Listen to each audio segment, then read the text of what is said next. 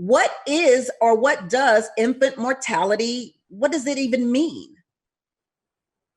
So it is the death of an infant before the first year of life. And so that is what infant mortality is.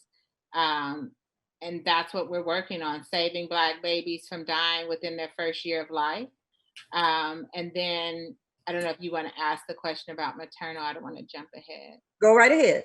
Okay, so maternal mortality is the loss of a woman anytime thereafter, whether it's a live birth, whether it's a termination, whether it's a stillbirth, um, within that year's time frame of delivery as well, of her newborn. So basically, here in America, we are dealing with mothers in the midst of birth who are dying 3 times that of white women in America. And we're dealing with babies who are dying within the first year of their birth, 2 times the rate of white women in America.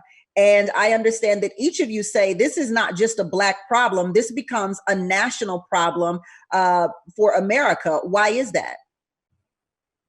Well, infant mortality and maternal mortality are indicators of the health of a nation. And so, especially when you think that the US is one of the richest nations, that we spend so much on healthcare, but that we have the highest maternal mortality rate, that we have some of the poorest outcomes and biggest disparities, it's a problem. Especially when we spend so much money, we have so many resources, and it's important, as you said, because it's an indicator of the health of our nation. Jason, why would men care about this topic at all? Why would a man be watching me tonight saying, yeah, I'm interested in this? Well, I mean, historically, when you think of, when you have the conversation about infant mortality and maternal mortality, there isn't much said about the men and the impact that a father has in this role. So why a man would be interested in this, I mean, there's plenty of information out there that shows that the more father involvement that you have, the better the health outcomes for the mother and the child, significantly. Wow. So the more the father is involved in the birth of a child, the better the health outcome. Yeah, I mean, it has, there's impacts on the child mortality rate is lower, the duration of breastfeeding is longer, a lot of other things that happen as far as father involvement that has a very protective effect on the outcome of the mother and the child. Why haven't we heard of this before the last 5 years? And I want to kind of hit kind of close to home so that people can understand that this is not a poor Black person's problem. This is not a medium income Black person's problem. This is something that Serena Williams has had to deal with while having her baby. This is something that Beyoncé had to deal with while having her baby. So why is that? What exactly did Serena or Beyoncé have to go through during their pregnancies that made it so hard? Well, I think one of the things we want to talk about, and I'll let my other colleagues speak to this as well, is we want to highlight what started to occur in our nation is the conversation about racism being one of the leading causes of African American infant and maternal mortality, meaning that in their issue, like Serena talks about it, she has kind of like a documentary or segment on it, that she was gone unheard by her physician or the nurse. I wouldn't say the physician, more so the nurse. And she had to let her know her condition and really be strong-willed in that before, she said, even getting upset. So she didn't want her mother to see what was going on because she knew where her mother could possibly take it, to let them know, look, I have pre-existing condition that leads me to believe that I'm at risk for having a pulmonary embolism right now. And so it took some, really a strong push. But here is, if you said it the first time, why do I have to say it the second and the third time?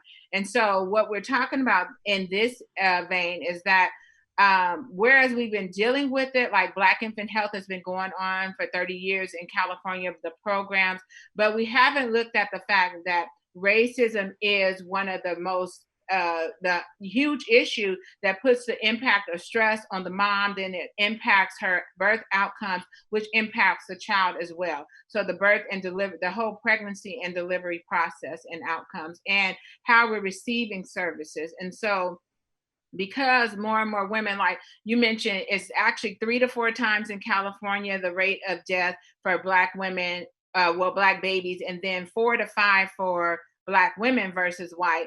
And then if you go to other states, it is higher. Texas is higher, which is double us, even probably a little more, almost 3 times, and the same for New York. And so you have to look at what are the rates in each nation and why are we losing? We had 2 women and maybe more than that just died in New York. They were both in their 20s and mid-20s. Wow. Our soulmate, Teresa Marlene, says the medical field is mostly white physicians, and some do not take Black women issues seriously. It's interesting. You're absolutely right, Teresa, because when you were saying, Ajua, you were saying that Serena Williams, arguably the greatest athlete of all time, went to her physician / nurse or nurse and said, I'm having pre-existing conditions. I need you to take a look at it. And they did not listen to her. Someone who I'm sure has doctors dealing with her physicality and her health on a consistent basis because she's an athlete and arguably the greatest athlete in the world. And we have doctors and nurses who are dismissing her completely during birth. Why is that? Why don't doctors and nurses listen to Black women?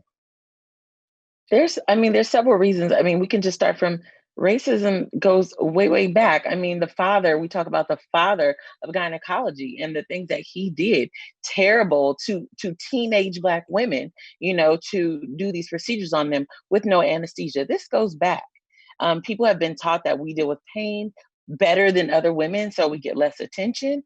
And that's why it's super important, and Michelle could speak to this, is that you have that extra advocacy. That's why we have these doula programs and things, because you do sometimes need. Serena could have been very tired. Her family could have been stressed, and everybody dealing with this, but you have that extra advocate there. One of our greatest solutions, one of our, big interventions are these doulas.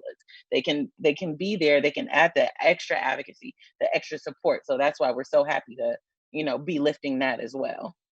But Tammi, we talked about it before. It goes back, like Raina's saying, this goes back to 400 years, what has happened to the descendants of the African slave here in America. Let me just hold on before you go on, Ajua.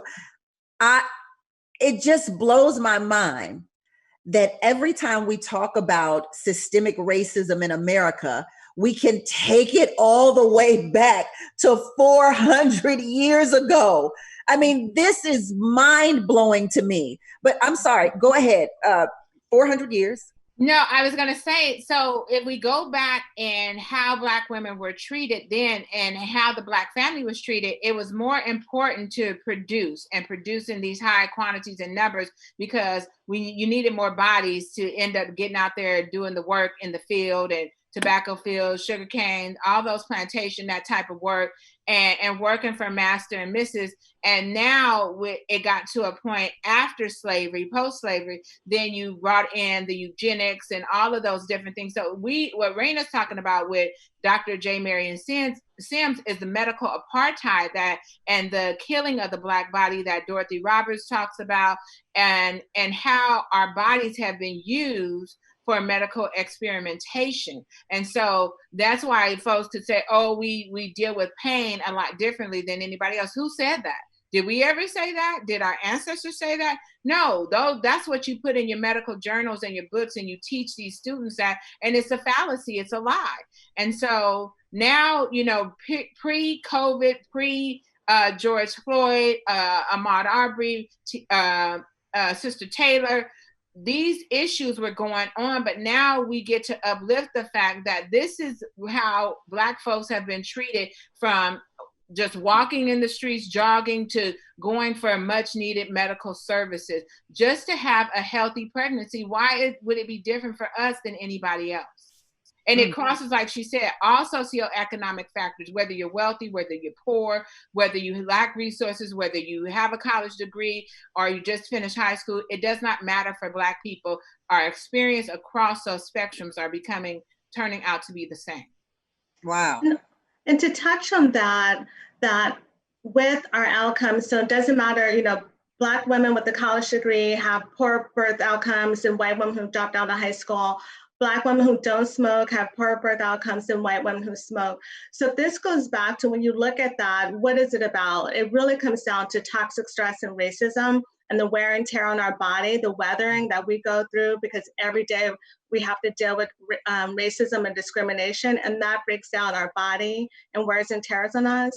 And so when you really look to the root of it is racism and toxic stress. And that's what's so important about this initiative AIM, that it really does, it calls out racism, it calls out toxic stress, and the root of it really is kind of mitigating that toxic stress and racism to improve birth outcomes for moms and babies, for Black moms and babies. I just want to make sure I'm clarifying this so that everyone watching knows. What you're ultimately saying, Mashariki, is that the reason why Black babies and Black mothers are dying at a higher rate is because of systemic racism? Yes, that's what I'm saying. Systemic and structural racism. Yes. Wow. Well, then why is it that this has just come to the forefront? I mean, when did this start?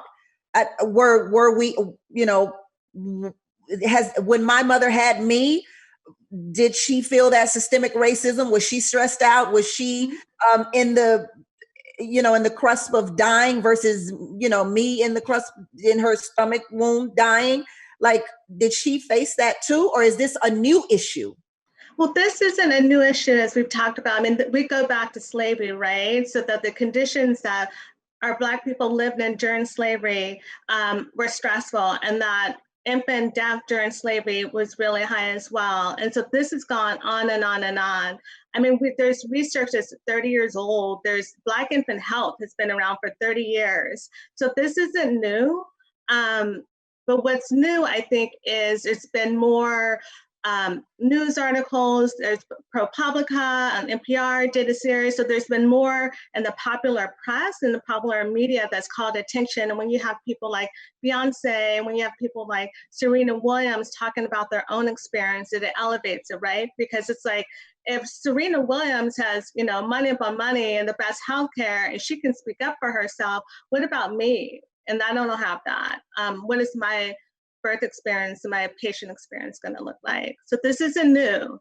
The attention on it is new. Got it. The support from government, local, so public health coming out and saying that racism is a leading cause, like Dr. Barbara Ferrer of the LA County Public Health Department coming out and saying that, it was like, wow, public health has not said that before. And so it gave more momentum. Like even in New York, I want to say it was the governor who said, we are going to do this doula pilot program because our rates are way too high for Black women dying. And so something has to be done. So what we need to do now, which is different, and we have to stay behind this, because if you're talking about 400 years, then you cannot solve it in 5 years, 10 years, and probably not even in 20 years. So we have to have some time and some mobility and the community and some funds behind it, because, hey, if we were at 10, 12% a rate in, say, California of infant mortality since the 90s, or say we were even at 10, just give it the median. When we get to 5, then we know we're doing something. But if we haven't gotten to 5 in 30 years, then we really know that there is a problem that must be addressed. Wow. And so the question is there a problem that needs to be addressed?